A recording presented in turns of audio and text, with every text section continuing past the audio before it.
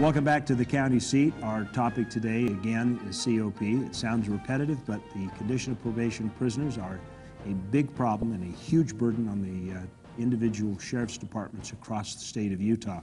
Joining us for our discussion again, as has been here before, Sheriff Tracy, and rejoining us again is Reed Richards, who is the legal representative for the Utah Sheriff's Association.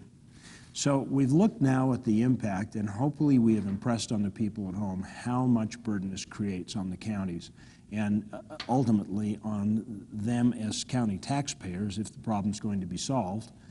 But where do we go from here? I know that last year the Utah Association of Counties put in a proposal for a beer tax, which would add a small percentage to the beer tax.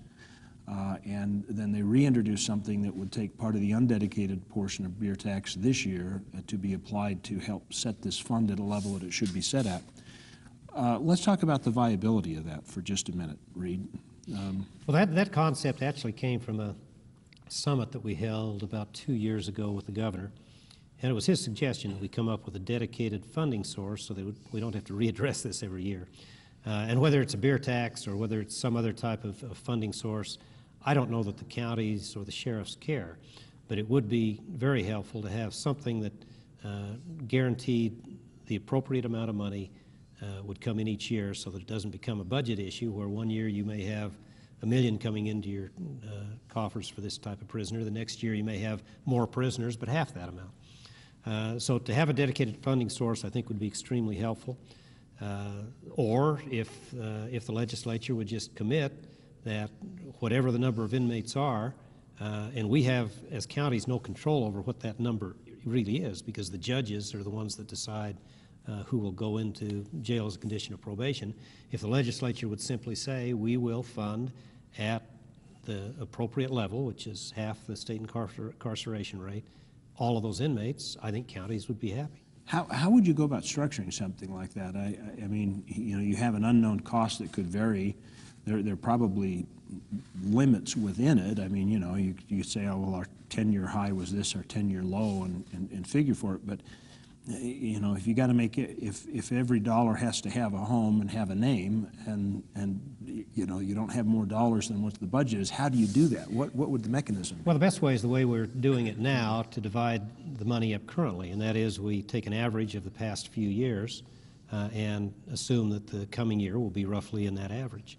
And that would be simple to do. You just say, over the last 3 years, the last 5 years, we'll take the average number of inmates and the state will pay for that amount.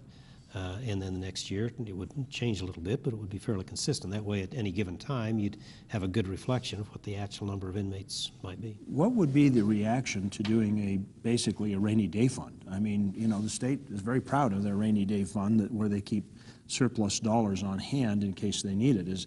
Could you set up a mini rainy day fund? Because it's still, even if you're doing this averaging, if all of a sudden that cost drops down, it becomes a burden for a county within a year. I imagine budgeting for this is just hugely impossible for a sheriff. It's very tough.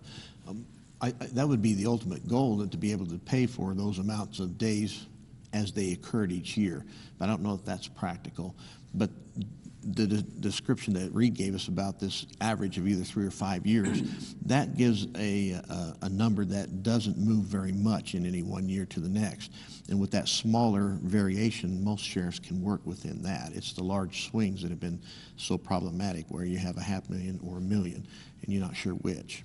Why do you think there's such a disconnect with the legislature over this issue? I think it's a matter of the legislature looks at the top priority to fund state programs. It's the state legislature.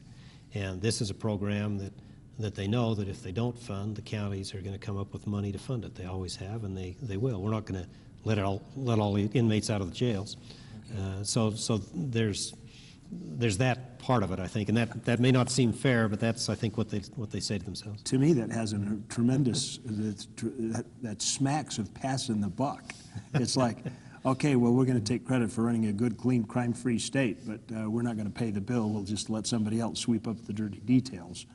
Am I oversimplifying it, and I don't want to get you or the organization in trouble. I'm just looking at it from an outsider's perspective. So I'm going to let thoughts go in on that. We'll be right back to wrap this up. I do have some closing thoughts here on the county seat. Take a look, take a glimpse, take a peek. You'll be surprised by what you find.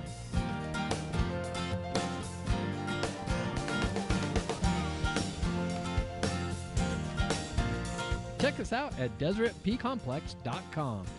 Our phone number is 435-843-4020. Adventure, beauty, excitement. Tooele County Parks and Recreation, bringing communities together. Some people just live life. Others turn life into a great adventure. The only difference is where they choose to experience it. Come to Uinta County, Utah, where business, recreation, just life in general. Move from the mundane to the magnificent. Come to learn. Come to play. Come and do more than just live life. Uinta County.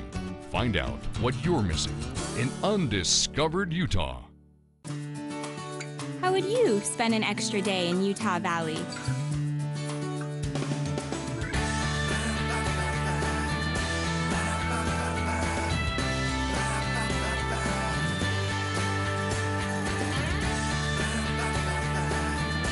Stay one more day. Visit utahvalley.com to make reservations. Utah Valley. Bring everyone together. It's time you got off the beaten path. It's time you discovered something new. It's time you explored Kane County, Utah. Thousands of miles of trails, shorelines that go on forever, a horizon that compels you forward.